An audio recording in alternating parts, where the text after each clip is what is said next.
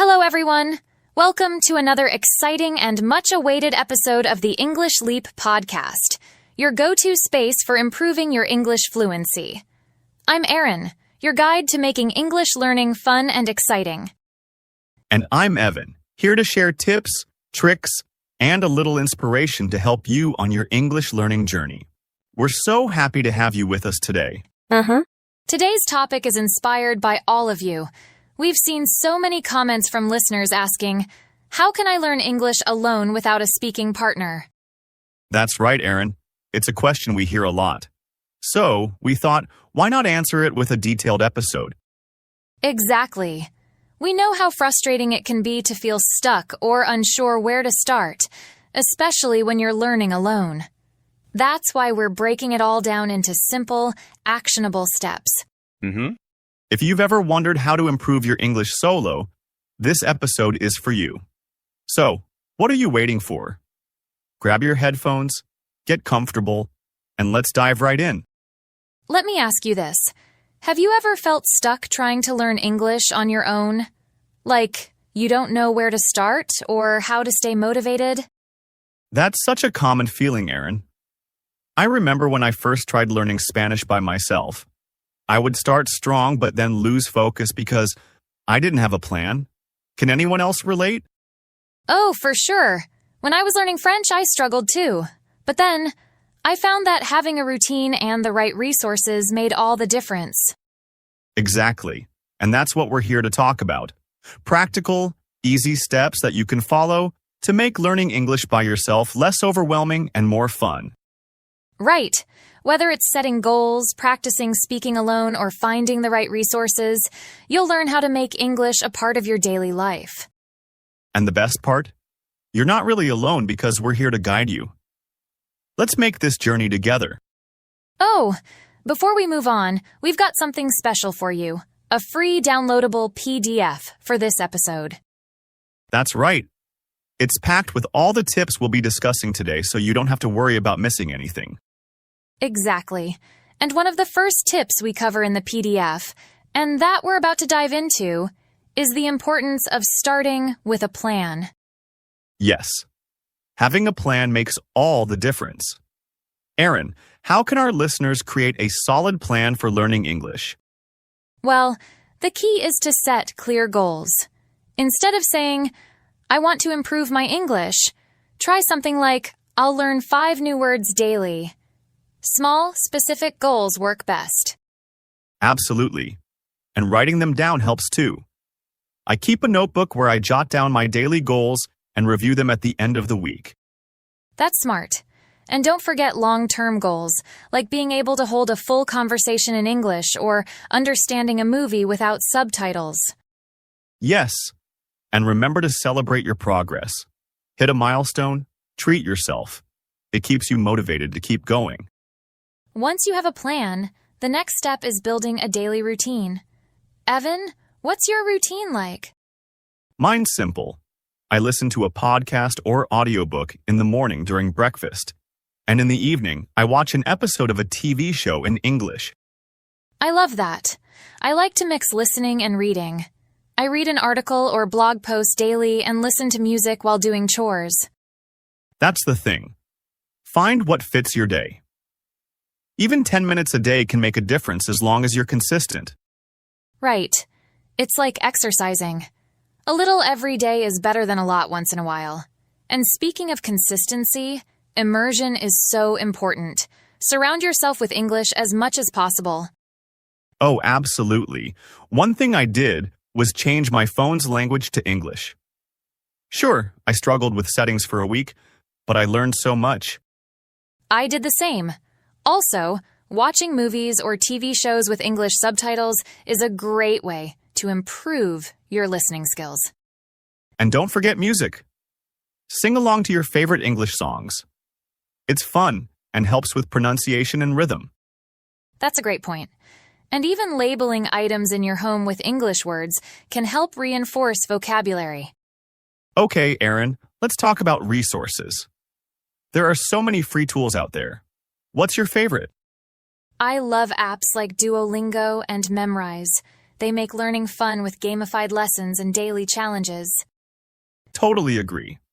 And YouTube is another amazing resource with countless channels offering lessons on pronunciation, conversation, and vocabulary. Yes. And for those who love reading, check out free online articles or blogs written for English learners. Oh, and don't forget podcasts. They're perfect for improving listening skills and picking up new phrases. Now, let's talk about speaking. Evan, this is where most people feel stuck, right? Oh, absolutely. Without a speaking partner, it can feel impossible. But here's the thing. You can still practice speaking on your own. Exactly. One of my favorite tips is to talk to yourself. It might sound silly, but narrating your day in English helps so much. It really does. I also like recording myself. I'll read a short paragraph or talk about my day, then listen to it and see where I can improve. And here's a fun idea. Pretend you're hosting a talk show. Just talk about random topics in English. It's not just practice, it's entertainment. I love that. And let's not forget language exchange apps like HelloTalk. Even if you can't meet people in person, you can connect with native speakers online. Speaking of connecting, listening is another skill that's super important. Evan, what's your favorite way to practice listening? I'm a huge fan of podcasts and audiobooks. I usually listen while I'm commuting or exercising. It's such a good way to multitask. Same here. And here's a technique I love, the shadowing technique. You listen to a native speaker and repeat what they're saying in real time, mimicking their pronunciation and tone. Oh, that's brilliant. It's like practicing with a live coach. And for beginners, I recommend starting with slower-paced content, like podcasts designed for English learners.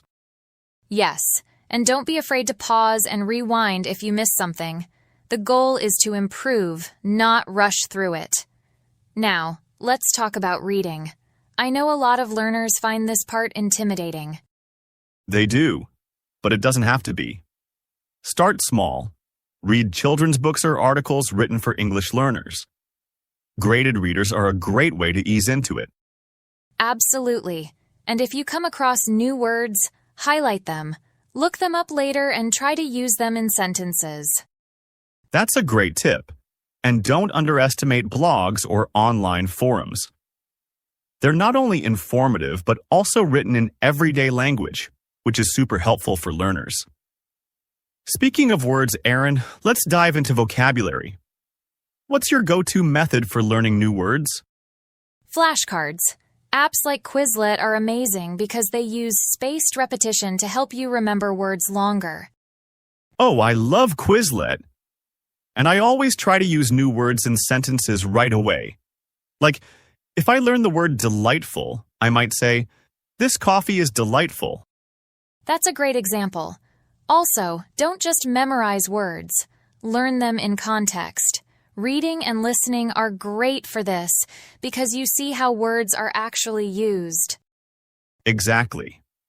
And for fun, you can create word challenges for yourself. For example, try using 3 new words in a conversation or a journal entry.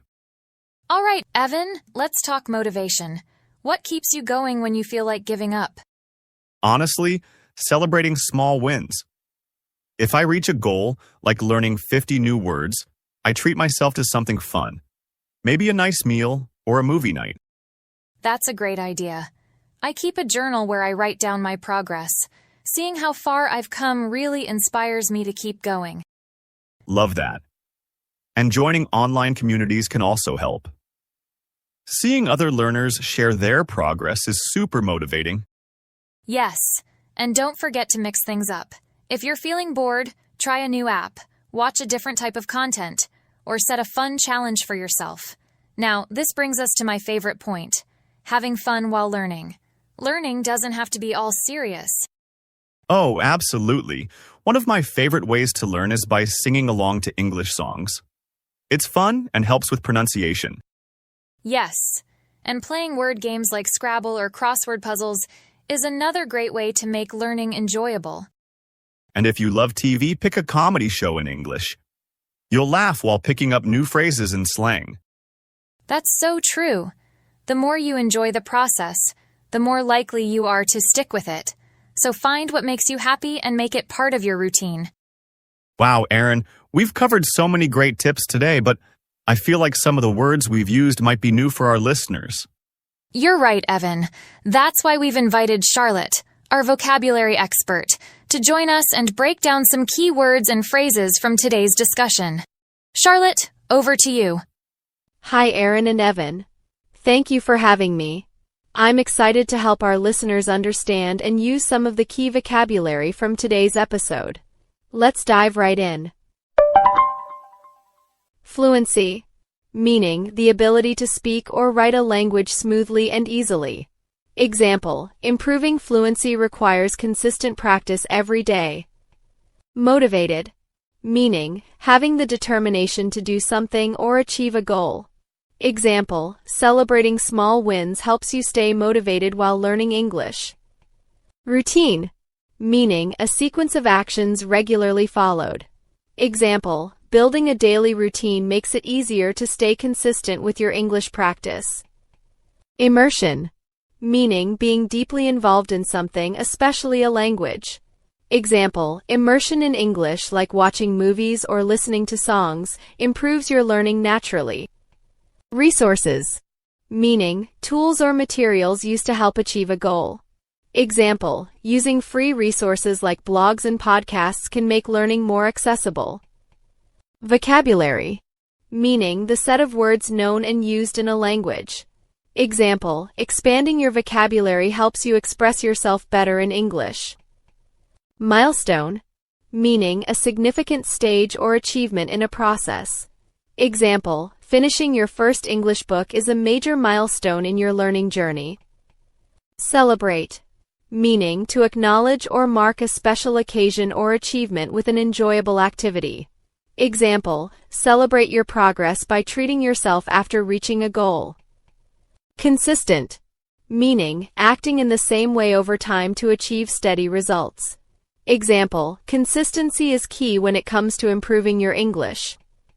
Pronunciation, meaning the way in which a word is spoken. Example, practicing songs in English is a fun way to improve your pronunciation. That's it for today's vocabulary.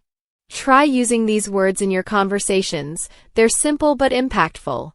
Back to you, Erin and Evan. Thank you so much, Charlotte, for explaining those words so clearly. Yes, Charlotte, that was super helpful. I'm sure our listeners now feel more confident using these words in their daily practice. Absolutely. And remember, everyone, you don't have to be perfect. Progress is what matters. Take it one step at a time. And don't forget to grab the free PDF with all the tips we shared today. It's linked in the description and is a great guide to keep handy. Thank you so much for joining us. Keep practicing, keep smiling, and keep leaping forward with your English. Until next time, stay motivated and keep making progress. Bye for now. Your progress doesn't end here. To continue advancing your English skills, click on the next video or explore the additional videos we've thoughtfully selected for you.